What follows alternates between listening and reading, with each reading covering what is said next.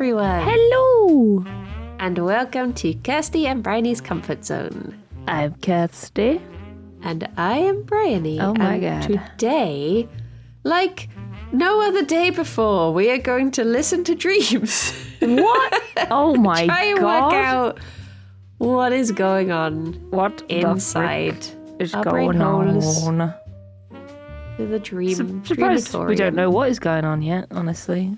It's been a while. Yeah, this is episode 70. You would have thought by Yeah. now we might have figured it out, but Nah, no. not quite. We've stuck at it for the content. Content! I completely forgot to mention last time that was episode 69. It's okay, I added a little note at the end. Hopefully Sam left that in. But we'll find out, I guess. But I had this little, I had a plan for the introduction I was going to do and everything, and then on the day I just completely forgot because it wasn't our normal recording day, and that was enough to throw me right off. We're trying to catch up, ready for December, because December's gonna be busy. Yeah. It's gonna be a very busy month. So we need to have double dreams. We have to sleep twice as much. Okay, yeah, I can do that.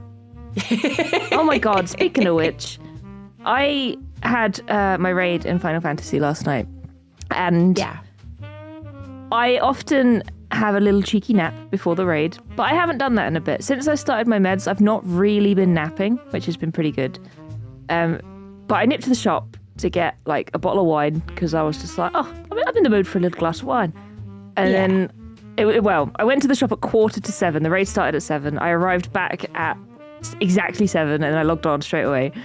And as soon as I joined the party, they were like, "She'll never know. Don't say anything." And I was like, "What are you talking about?" And they were like, "Nothing. We just thought you might have been asleep." I was like, "How dare you?" How dare you? No, I went to get wine. I have I have a reputation now for just sleeping all the damn time. Sleepy lady. I can't stop. The Kirsty is eepy. Eepy and nippy to sleepy.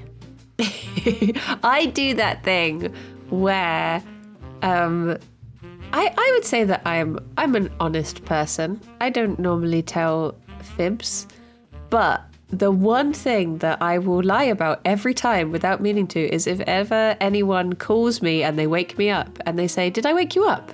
I'll be like, no. I don't know why. It's just the only thing that I'll have this real gut instinct of no. I don't know if it comes from teenage years or something. Yeah, probably. Well, that's the thing. Nobody really calls me. I don't get phone calls from people other than my mum.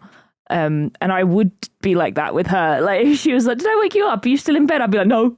But I am, yeah. It's 1 p.m. I'm still in bed. I'm not saying that, though.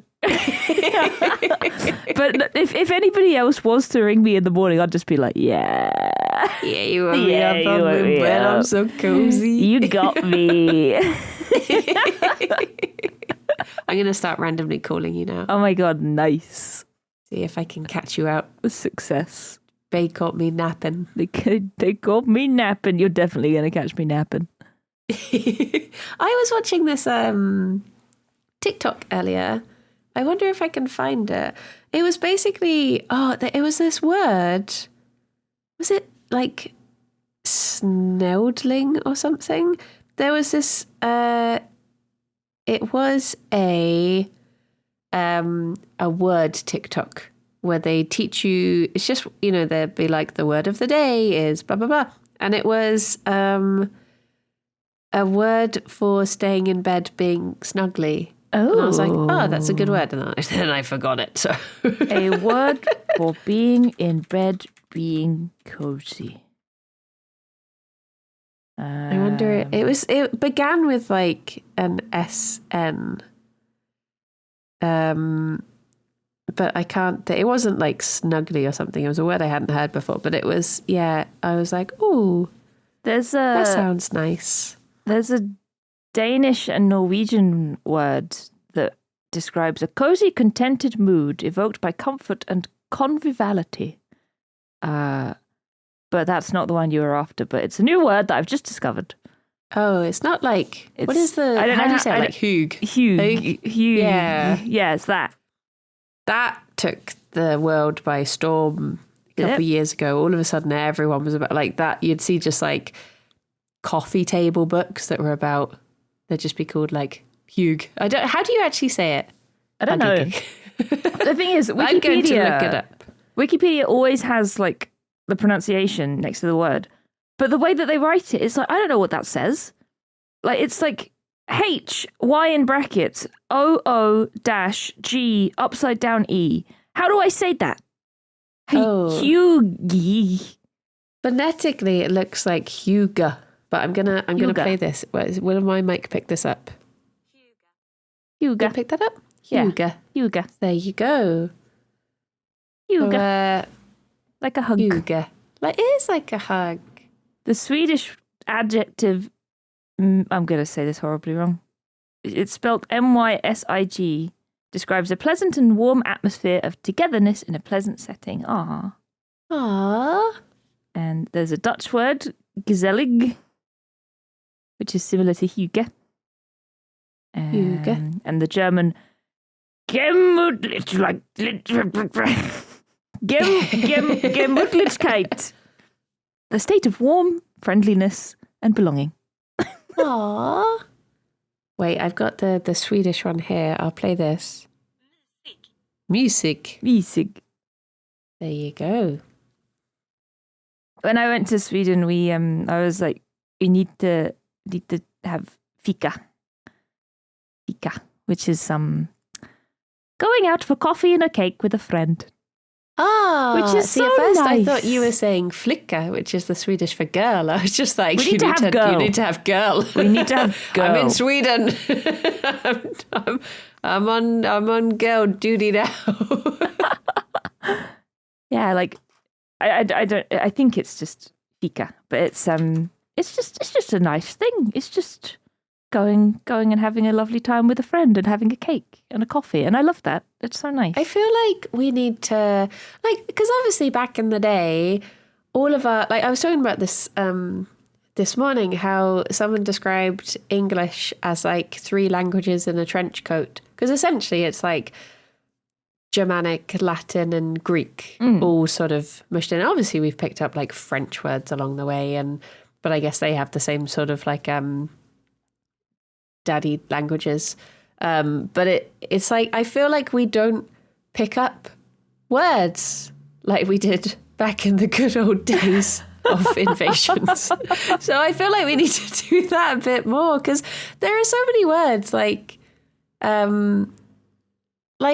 when we have words like in German, I think there's a word, like, I've forgotten the name of it now, but it's like the feeling of just after it's rained and stuff like that. And I'm like, we don't have these sort of really nice, descriptive, like emotional words very that a lot of languages words. do. Yeah. Yeah, like... And things like, I guess there are words that we, like Schadenfreude, like we're still the occasional little word, but I think we should still more. Very British opinion. Let's just make some up. Yeah. Let's be like Volo in Baldur's Gate, or Volo in D&D in general. Just make up words. Yeah. Yeah, just make them up. It's just frustrating how there are so many like lovely, like Huga and like all these like cozy, lovely words, and then the words that we add to the dictionary every year, it's like, what have we added now? We've added YOLO or megalol or something, and I'm just like, why are we at like menti b? Menti b. Why are we adding these things when there's such like other better words we could find? Oh my god! Oh dear! I've just googled some untranslatable words from around the world. Ooh. Let's have a look. So there's an Indonesian word. It's just spelt Jesus. Jesus. Oh. Well, I don't know how you say it, but I'm just imagining Jesus. It's an unfunny joke that's told so badly that you actually laugh. I imagine you laugh and then you go, Jesus. Jesus. And there's a Japanese word, Kyoikumama. hang on. Kyo iku mama. Yeah. A mother who pushes her children to achieve academically. Oh. Well, there you go. There's there's a Czech word for ringing somebody's phone once so that they call you back. I love that. Just like me. Aww. Also, sometimes I'll just do that, like, accidentally. There's an Italian word for the groggy, sleepy, happy feeling you get after a large meal. Food coma is what I call it. But labiocchio. That's it. Aww. These are so cool. These are the sorts of words that we need. Yeah. I think we should just take a lot of the German words that are just really long and hard to say. For some reason, and I don't, I mean, I like that it's happened, but I don't know how it happened. But I get a lot of, like, not German TikTok recommendations, but I get a lot of German language TikTok recommendations. So it's always like people who have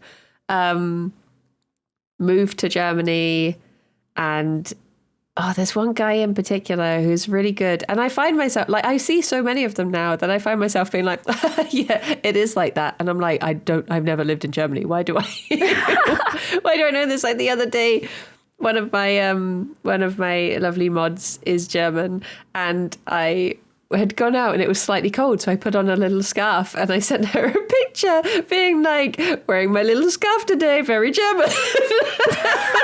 She was German. She was like, you need gloves as well. It's like, oh, true. Oh my god. There is a word for people that don't deal with the cold very well. But I don't know. Hang on. Somebody very sensitive to the cold. It's a Spanish word, friolero. There you go. But I don't know if there's a German word for it. Probably. I'm just going to learn all of these random catchphrases now. Should just see if we can sneak them in casually to conversation throughout. There's a French saying that translates to laughing into your beard, and it's just laughing at yourself. Like, if you think of a funny memory and just chuckle, that's it. It's you laughing into your beard. I like that. I think it's a French saying. One of my favourite ones is, it's like, it's between the pears and the cheese, and it basically means it's off the record. Sort of thing. Because it was when they used to have like big banquets and there'd be the fruit course and then the cheese course. And I think that was when it's something about there being like a lot of time and there'd be drinking. And that's when people were most likely to start saying stuff that they shouldn't really say. And it's like, oh, don't tell anyone, blah, blah, blah, blah. So it would be like, oh, it's between the pears and the cheese. That's so cool. I like that. There's a word that applies to me as well in Japanese. It's called sundoku. And it's someone who, it's buying, the act of buying a book, leaving it unread, usually surrounded by a lot of other unread books. See, I'm trying to get better at that. I tried. But I've got a bit worse recently, and I'll tell you who's to blame. It's Tim Downey. Because you can't say that. We want to get him on the podcast. You can't go like talking shit about him now. But he started doing TikTok book recommendations, and I'm just like, every book I'm just like, yeah, I want to read that. Yep, that also sounds good. Yep. And I'm just, because I've already got all of like my reading list, and now it's like I've just stolen someone else's reading list and merged the two together, and I'm like, oh no. But luckily I do already have some of the books that he's recommended. I've just not got around to reading them. So, like the other day, I was in town and I was like, because I was buying stuff for my Halloween costume, and I literally said to myself, I was like, if you buy your costume on time before the shops close, you can go into the bookshop. It's like a treat for me that I'll go in. But then because I took slightly longer than I thought I would, I let myself go into foils instead of Waterstones. If I go into Waterstones, I'm buying like 3 books. But our one in town in Bristol, the foils is quite small. So their selection is quite small. So there's enough to look at, but I probably won't buy anything. So it was like I treated myself to being around books without buying any books. Oh my God. That is I just loved them. Self-control you have there. Oh no! If I had gone into Waterstones, I'm a beast. I can't help myself. Oh my God, I'm terrible. I'm terrible. Well, like I bought the oh goodness, I can't even remember. I bought a book and I've forgotten already what it was because my memory's terrible. It's oh God, what is it? It's the series. They had a series recently. Rillian likes it. It's fantasy. It's literally in my bedroom. Fuck. Wait, fantasy or sci-fi? Fantasy. Wheel of Time? Yes. I bought the first Wheel of Time book a while ago, and I actually said to Rillian, I was like, I'm going to read it. I'm going to make. This is before I started taking my meds, so I was just like, probably going to fail, but I'm going to try and read this book, and I'm going to report back to you on my progress. So if I report back to you, then it will make sure that I read it. And then I just haven't reported back to him, and I've not read it. But he hasn't asked. Don't have to read it if I don't report. So I'll just blame Rillian for that one. I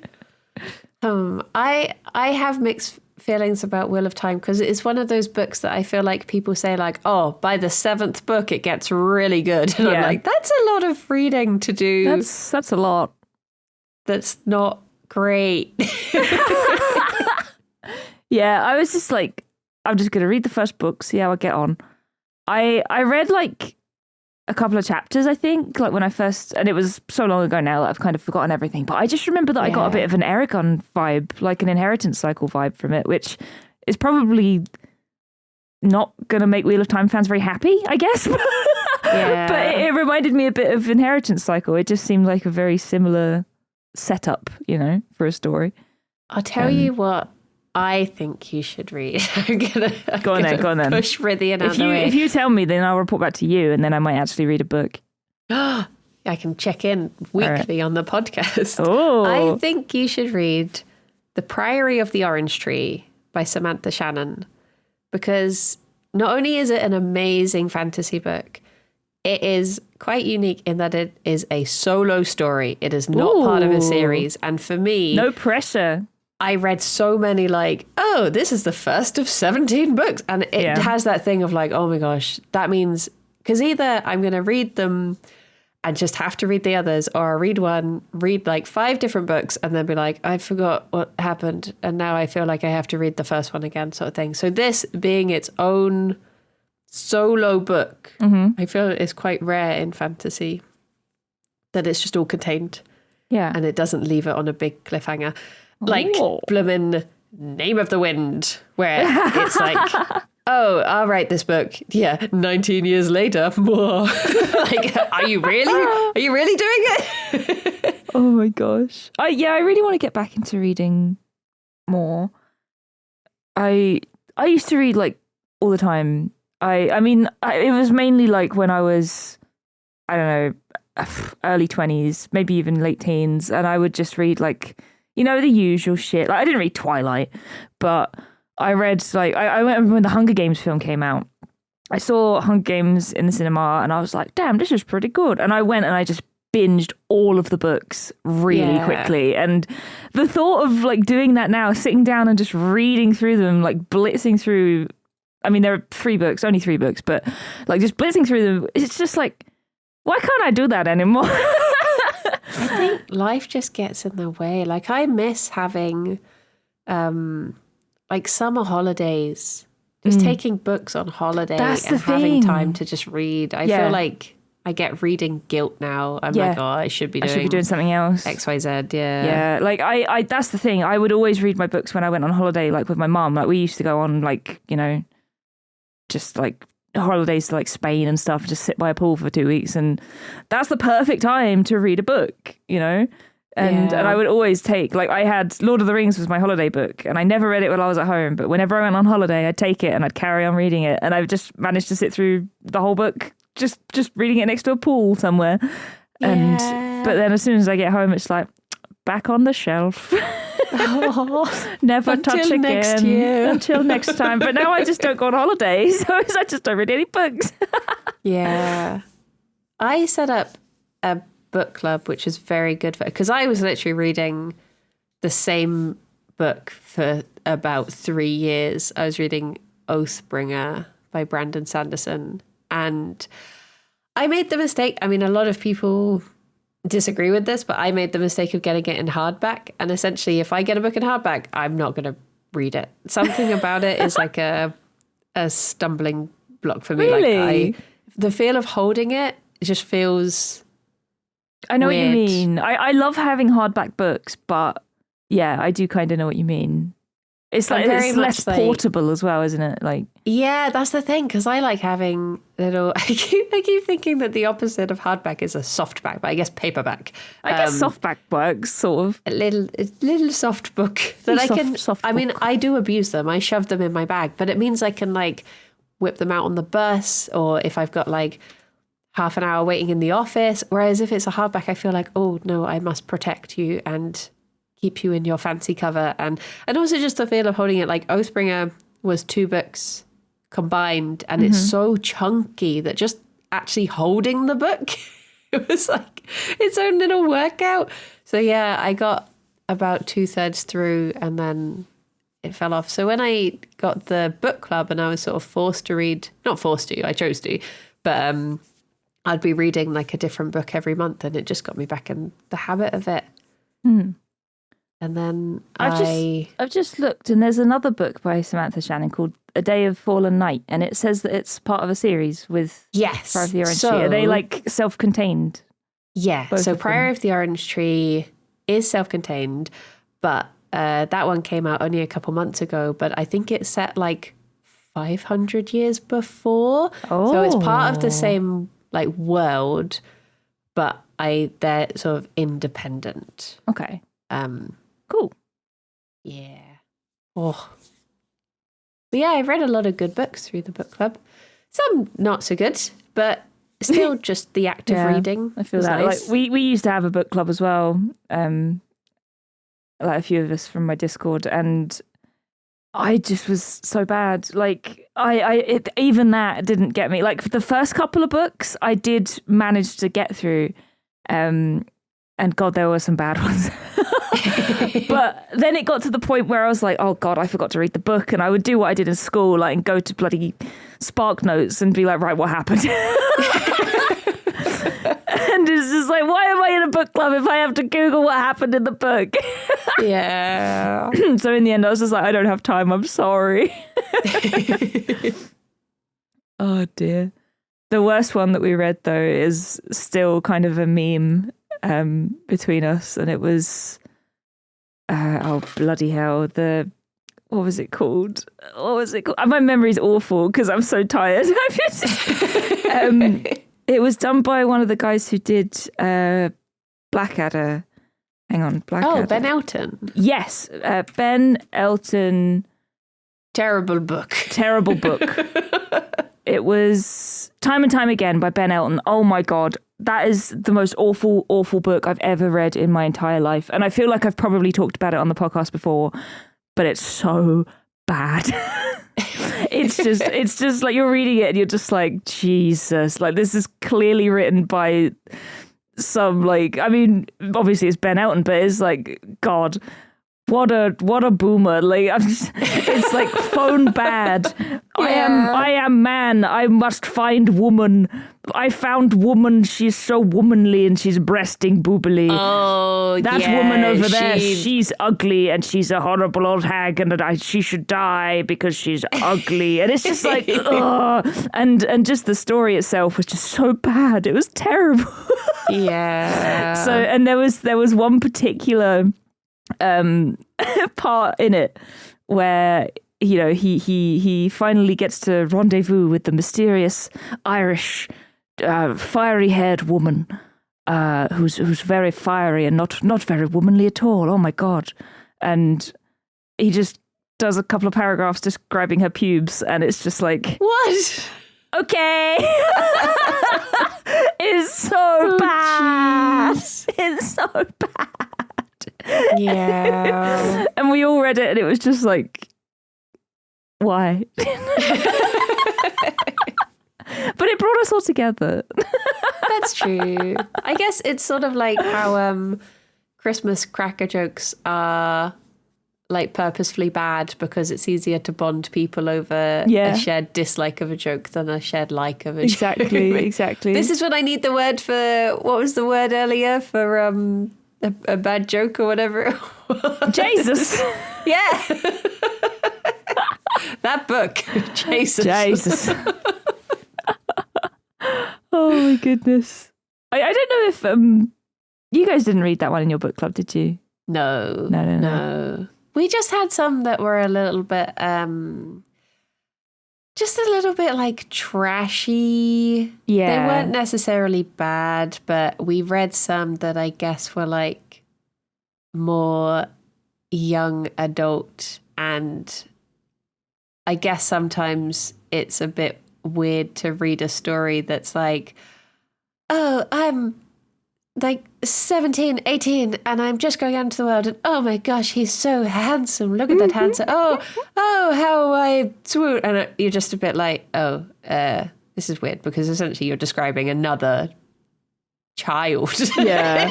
And it feels weird now. Weird chum. Which is why I only read, sexy vampire novels, because they're a good like 400 years old, and yeah, exactly. It's fine. You guys read NPCs, right? Yeah, that one was good. Yeah, I wasn't particularly keen on the second one, Split the Party, because when our book club got to its second year, we were like, oh, let's do a special thing where we read one of the sequels from the first year, and that one didn't have as much of the charm, but I would recommend NPCs. That was a good one. I recommended NPCs to the book club when I was still in it, because a friend of mine had read it as well and said that I would like it. And that was towards the end when I was like, I don't have time to read books. So we got to NPCs, everyone read it, I didn't. And they all came and did their meeting, and they were all just like, this is the worst book I've ever read in my life. Yeah. And they were like, thanks, Kirsty, for recommending this. It was terrible. Recommending it and then walking out, leaving a bad smell. Yep. No, we liked it so much that during our book club discussion, we tried to contact the author and see if he wanted to join the Discord. Oh my God. He did not respond. We sent him a photo of Jerry. And he never replied. So now we have this ongoing joke in the Discord how there's like a big rivalry between him and us. That's fair. He hates rude, us. to be honest, not replying to a picture of Jerry. Oh my God. New enemy made that day. I also we read Mythos by Stephen Fry as one of our books. Oh yeah. And that's what set off my like big love of Greek mythology. Like, why have you sent me a picture of Wither's ass?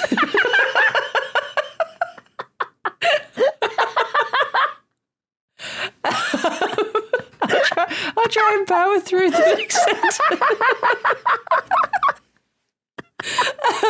That's what set off my love of Greek mythology, the book, not that.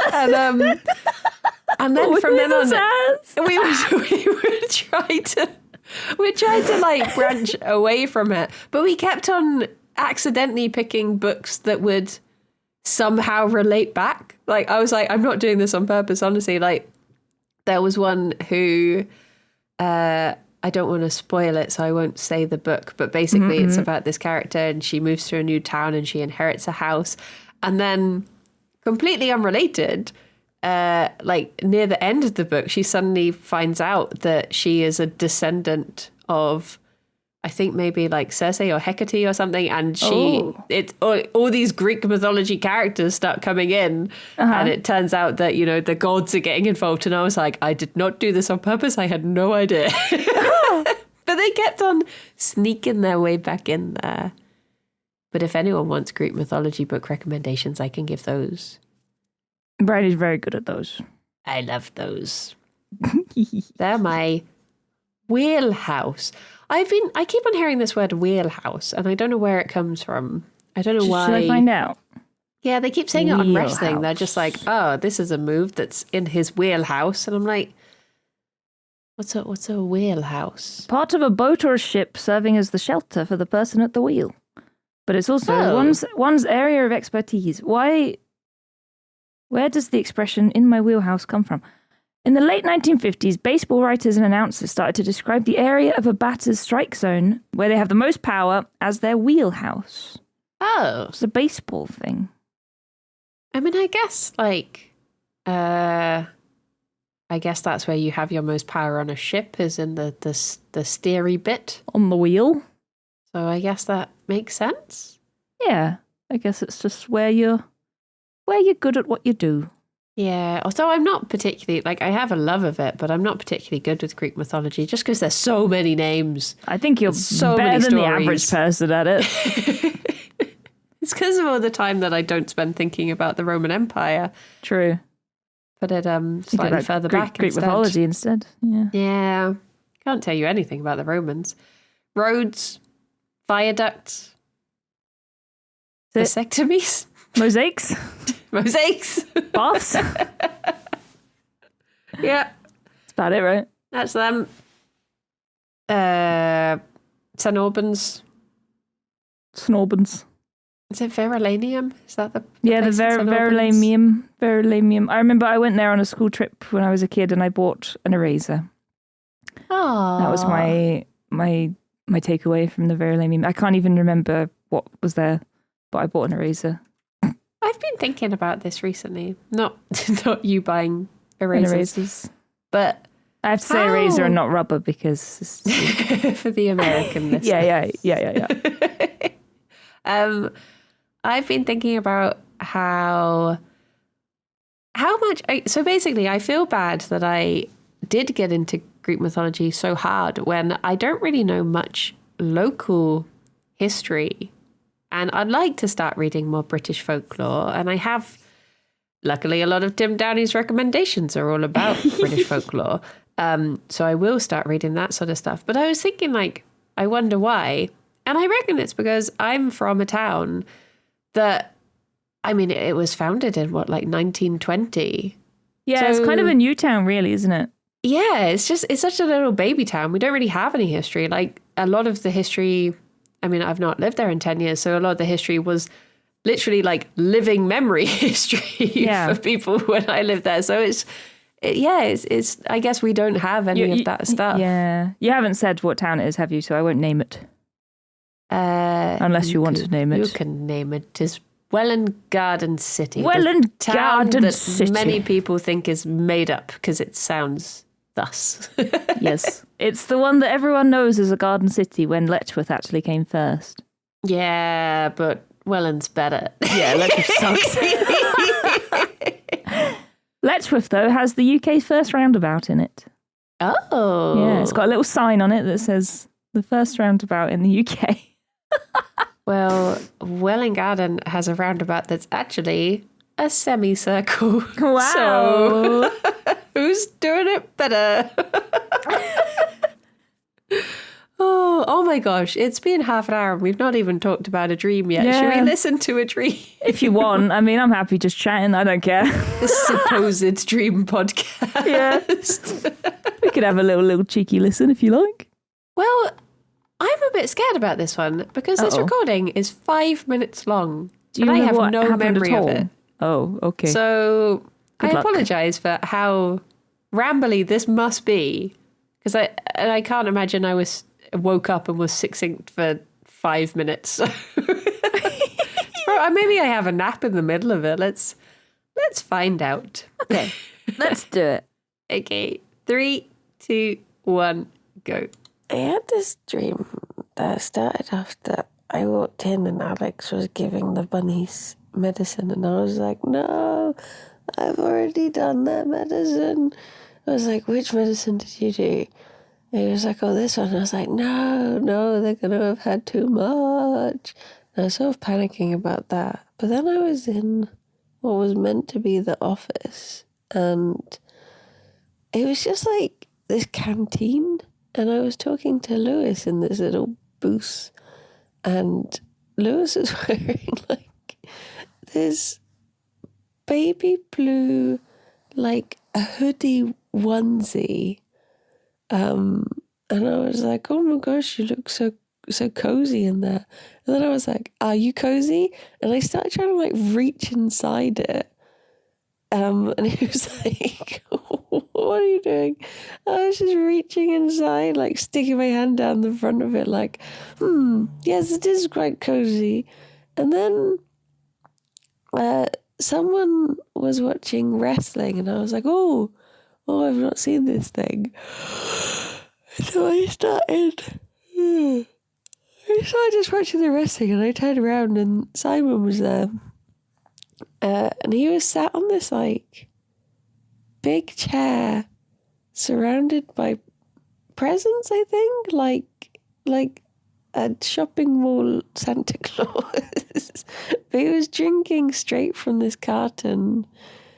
And then, oh wait, he was wearing, I think he must have been wearing like an orange top. And then Tom walked by and he was wearing a green top. And I was like, oh my gosh, look, it's you. Because on the TV were like two wrestlers who were presenting and they were wearing orange and green. But then Simon came down to like the level I was on. And he was drinking, in the carton was like this pure white liquid. And I was like, Simon, are you drinking PVA glue? Then I looked and on the back it said something like, ingredients 70% milk. And I was like, okay. He was like, no, it's milk. That's all I remember of that part. Because then I was walking with Alex and maybe Kirsty, and we saw this house, and it had like 4 cars parked on the drive. We were like, oh, this house is so lovely. Look at this thing on this gate, I think it was, or the fence. And we went over to have like a closer look. And then when the cars started moving, and we were like, oh my gosh, these cars are actually full of people. And it turned out that the house was like a refuge house, but it was having to be cleared out. So they were just taking all these people somewhere else.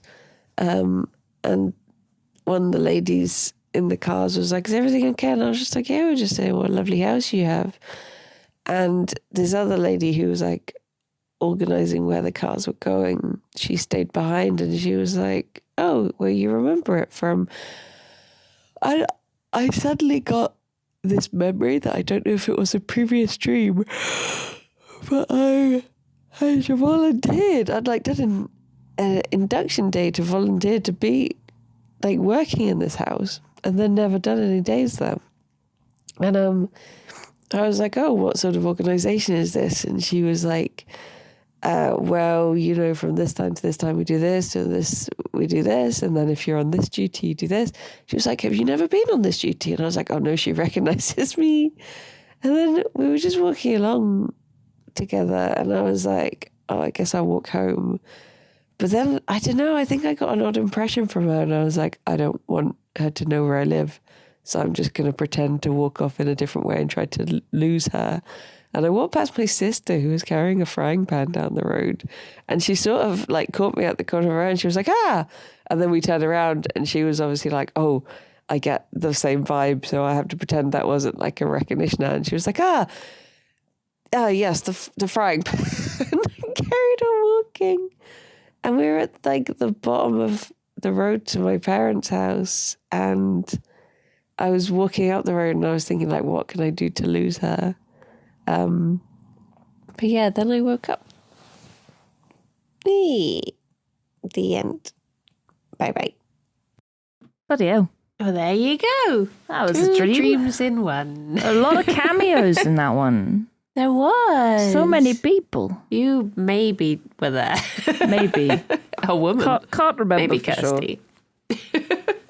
One woman. I mean, I'm guessing the first part of it must just be Jingle Jam, right? It's got to be, right? Yeah. Simon surrounded by presents. Lewis Dressed as Santa. in a onesie. It's Jingle Jam. Jingle Jam. I just love the fact that I was just trying to get in. I was like, you look cozy in there, Lewis. Shame if I were to climb into that onesie. Shame if you were to have someone's hand stuck in there. Oh my Just god. all cozy. I can't believe how close Jingle Jam is. Yeah. This year has just flown by. It's crazy. Do we like that? It do be like that. November's a weird month because, like, I feel like October, because of the obviously like Samhain Halloween being at the very end of October, I feel like you get all of the build up of October, and then all of a sudden it's just like it's like going up a roller coaster, and then November is just when you start plummeting. You're just like, wee, Christmas, okay. Year's done. Get out. For me this month, like November's the calm before the storm, or the calm in between the storm, because October was so busy, Yeah. and December's going to be so busy, and now I'm just like, thank God it's October. Thank God it's November. It's just nice and chill. I don't have to worry like about for anything. me, it's sort of the opposite because I'm like, I want to do a Jingle Cats, got to do it in November. I want to do Secret Santa, got to plan it in November.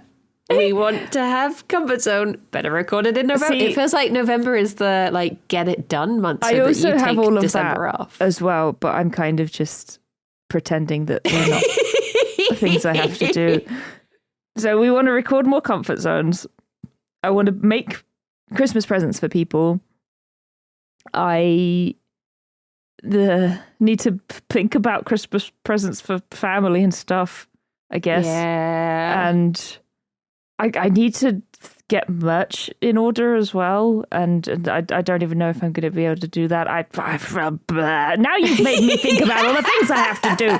Brittany, Welcome to November anxiety. I hate it. Get on my level. God. When can I have a rest? That week between Christmas and New Year's where no one knows who they are or what's happening. The perineum of the year. The taint. That's when we rest and eat and sleep. And True. only those things. Oh yeah, that's it. Oh my gosh. Oh bloody hell. Why did your sister have a frying pan? I honestly don't know. Okay. Because it was weird. It's like, so I was walking up the road to my parents' house. Mm-hmm. Because I've been thinking about this recently. I think, were we talking about this recently, actually? How, or maybe it's with Booth, where we were saying that most of my dreams will be in my parents' house. I only remember one dream that's actually in this house that I actually live in. And it was, I guess it's like formative years where they were spent more than where you are. It. Mine are always in my parents' house as well. Either my parents' house or like old houses that I've lived in. So like I used to live in a pub in Hitchin, and I often dream about that as well. Yeah. Quite a lot. Or they sort of blend together in my brain. I was like walking home to my parents' house, and I remember thinking like, oh, we're going to get there soon. And if I'm going to try and like lose this person, maybe I'll pretend like I'll just turn off the turning before and be like, oh, let's just go down here. And, oh, I'll see you later. Here I am, sort of thing. But yeah, I don't know why my sister walked by with a frying pan. What would a frying pan represent? Cooking, but also a weapon? PUBG style? Yeah, like a frying pan. My sister was in my dream last night as well, but that was a very short and sweet dream where basically she was going out with one of my friend's dads, and I was saying to my friend, if they get married, I will be your auntie. I just woke up like, Oh, Okay. Okay. That's technically true, I guess. Yeah, you're not wrong. But I think that was because, so my niece has a phone now, and she sent me a picture on WhatsApp of her Halloween costume, and she was a little angel. Well, she is a little angel. Aww. And then this friend whose Halloween costume I saw on Be Real, he was like wearing a very like piratey top that was also quite like white and billowy. So I think the two of them just merged in my head. Yeah. And I think that's why my brain just went, do you know, I went to use a word then, and then I realised the word doesn't exist. So this goes back we to are what we were talking making up about words before. today, so feel free. There needs to be a word for nieces and nephews. Nibblings. Is that That's an what I call actual- them. Ah. Yeah, a lot of people call them nibblings. It's like the unofficial term. I guess because it's like niece, nephew, sibling amalgamation. Ah, I think see. it's one of those words that like middle-aged women use, like, you know, just like us. like us, like hollybobs. I was going to say like hollybobs. I'm like, oh no, Brandy says that. I'm like, Well, no, the thing is, I only use that because a friend of mine once sent me a message being like, I saw this thing and it made me think of something, the sort of thing you would say. And it was a thing that said hollybobs. And then I opened the link and all of the comments underneath were like, I hate the word hollybobs. Hate people who say hollybobs. Only the worst Yeah. sort of person would ever. And I was just like, why did you think I would say that? So now I say it because I you make an effort know to it's say seen it as awful. to annoy people. It's like Yeah, there how- was a woman I used to work with who would do it too, and everyone was like, I hate it so much. It's like how now it comes naturally to me to say jalapenos because I had a friend who hated that. So I'd be like, oh, are those jalapenos on that pizza? Jalapenos. You can have jalapenos? And now I'm like, I genuinely have to think before I actually say the word because I'm like, don't say jalapenos. Oh my God. They say bolognese. Bolognese. Paschetti bolognese. Thank you. With extra jalapenos. But yeah, no. Wait, what was the original word we were talking about? Nibblings. So yeah, I guess Nibblings, I yes. combined the two of them and was just like, my nibblings. So yeah. It's actually on Merriam-Webster.com. It's actually a word on the dictionary. A nibbling is a gender-neutral term used to refer to a child of one sibling as a replacement for niece or nephew. I wonder, is there like a version for aunts and uncles? Your Collective word for aunts and uncles. There should be. parental siblings. I feel like Avunculi.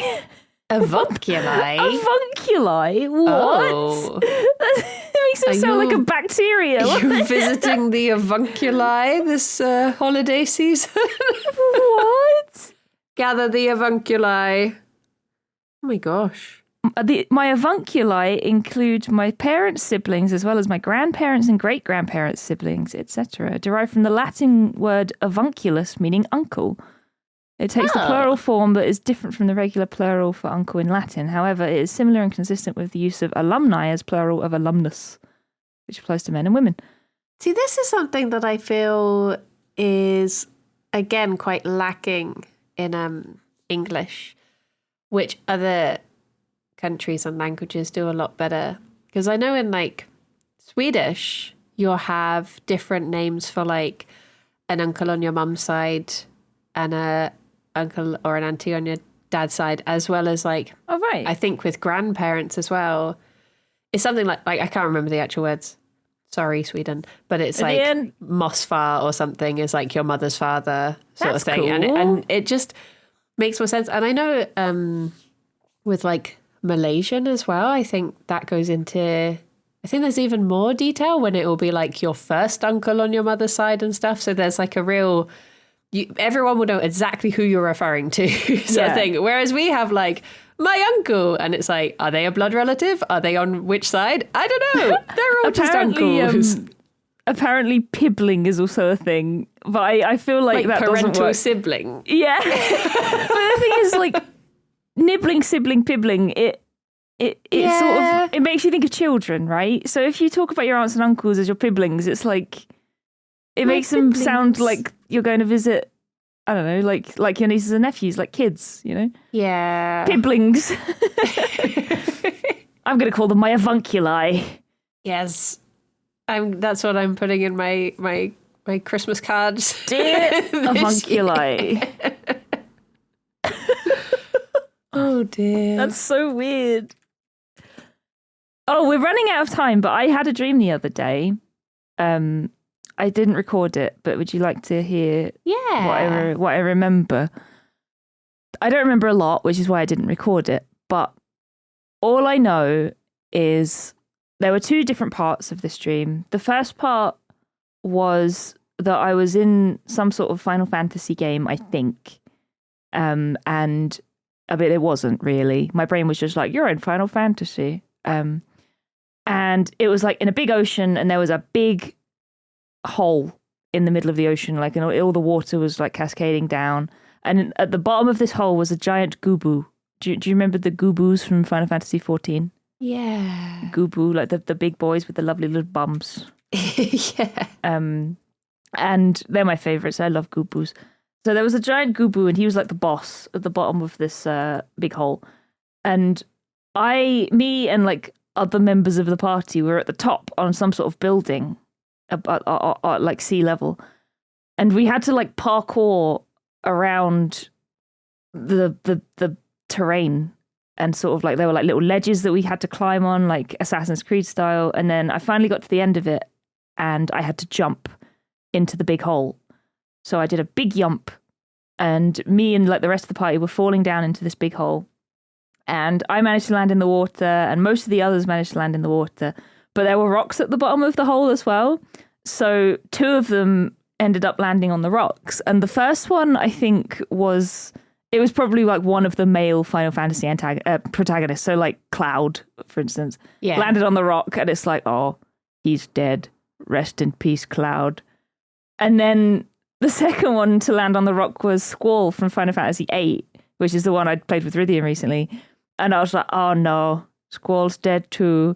But then he stood up, and it was like, oh no, but it's the end of the game. It's a happy ending. He's alive. Yay! And that was it. Oh. But then there was another part of the dream which was completely separate, where I was in my bedroom, and my mum was, for some reason, making me look after a bunch of kittens and a bunch of little baby piggies. And like she just kept putting them in my room, and I was just like, for God's sake, these aren't my responsibility. Please stop leaving them in my room. And I came out of my room. This was in my parents' old house, obviously. And my sister was sitting on the staircase. Like the way the landing was in this house, it was like you go up the stairs, and the landing was just a square. And on the left was a door. In front of you was a door. On the right was a door. And the one directly in front of you was my bedroom. So I came out of that, looking at the stairs. My sister was sitting there, and she had a glass of wine, and she was really aggro, and she was just laughing as she turned the glass of wine upside down and just let it spill on the carpet and just left it there upside down. I was just like, wow, that's really not cool.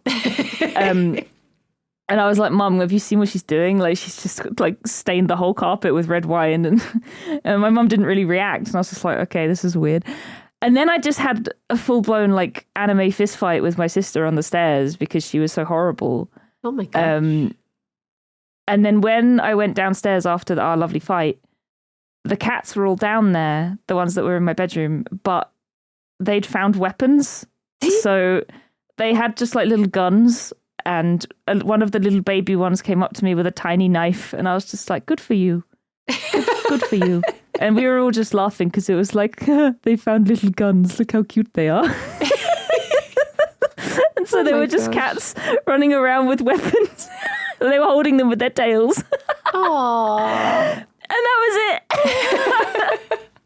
So yeah. Well, this is sort of fitting for both of us then, because I thought, well, I'll look up sister and see what that could mean. So is yours an older or younger sister? Older, yeah. All of my sisters are older. So this is fitting for both of us. So in general family, it says the family is the first basic security image that a child has. Often through circumstances not within that child's control, that image becomes distorted and dreams will either attempt to put this image right or will confirm the distortion. Oh. So I was thinking the first basic security image, I guess in my dream, I was a bit scared and I thought of my sister there with a weapon. So that makes sense. You were fighting your sister, so I don't know what that means. You're fighting security. So then That makes sense. Makes sense. Sister. It says, the sister in dreams usually represents the feeling side of ourselves. We have the ability to make links with that side of ourselves through being able to understand our sister's personality. So is there something about, do you have a similarity with your sister? My sister's a big bitch. Very similar. So yeah, we're very similar. I mean, me and my sister. I don't think I would do that with the wine though. That was just out of order. Yeah, because then you've got to also pour white wine all over it to balance it out. To balance it, make it a nice rosé carpet, you know. But for me, it says if older, the sister stands for capability. So I guess I saw my sister with a frying pan because, to be honest, if I was going to choose a weapon, it's most likely to be, you know, I'm not like a cowboy or a samurai. I'm a samwise, and I would hit something with a pan. Yeah, that makes sense. If you had to grab a weapon right now, like if someone busted into the room, what would you grab? I mean, I'm at my computer, so I guess I don't have a frying pan here. What do I have around me? There's like a little stone rabbit model that is a candle holder. I'd probably grab that. I have a glass bottle and a craft knife. No one's getting by me. You're a lot more prepared than I'll I am. smash the bottle on the table and just like have like a shiv. I'll be ready. Maybe I should start keeping a frying pan upstairs in the room. Yeah, maybe. Or just offer them some of your desk biscuits and they'll back down. Oh, I do have chocolate balls on my desk. Oh, I could offer them some chocolate balls. They're meant to be like a vegan version of a Lindor. Ooh, Lindor. But I've not tried them yet. Ooh, let me know. I love Lindt. Lindt is so good. Yeah, I'm hoping that they stand out. I had, the company is called Mummy Meegs. And they also do like a vegan version of Freddo's called Billy. A Billy bar. A Billy bar. But I've never had a Freddo, so I can't compare. But it was nice. Freddo's just frog-shaped. Like, have you had dairy milk? Yeah. Chocolate. Yeah, Freddo's just dairy milk. Oh, okay. Yeah. But Billy was nice. I enjoyed Billy. That's good. But yeah, I guess it's interesting that it was a frying pan because I guess maybe that's capability in that I would stand up for myself, but also I like cooking. So yeah, that makes sense. That makes sense. So I love that we both dreamt about sisters and weapons. Yeah. That's Yours cool. were slightly feistier weapons, I feel. They were. But they were wielded by kittens, so it's okay. Yeah. They wouldn't do anything bad. My sister could beat me up, so she's very strong. I think I'd beat my siblings in a fight. Maybe not my brothers, though. But my sisters, yeah, I'd kick their butts. Oh, my sister would win. Hands down. We're very opposite. We get along very well, but she's very sporty and I am not. Yeah, that's the thing with my brothers. Like my older brother, like he lifts, and it's like, yeah, he's very big. I would not be able to fight him. Yeah. Whereas I genuinely like I use a kettlebell like every day, but it's to hold the kitchen door open. Because the cute bunny doorstop we bought was not heavy enough. So the kettlebell does it. So occasionally I lift it, but yeah, just to close move the it door. slightly. Yeah. Fair. So that's my workout. Oh, dear. Well, there we go. on that note. Thank you so much, Kirsty, for a lovely chat. Thank you. It has been a lovely chat. I just want to keep chatting. Yeah, do an extended episode. Or we just stop and then start and record, another week. Another one. Though I have no dreams, so I have to go and do my homework now. Yeah, that's true. We've run out of dreams now, so we just have to stop. Just have a nap and then come back and do another episode. Reconvene. Lovely. Yeah. Or do a live nap episode. Just record the honkshoe and the mimi and the mimis. Well, thank you everyone for listening. Thank you so much. Thank you everybody. And we will see you next time. Until next time, bye-bye for now. Bye-bye.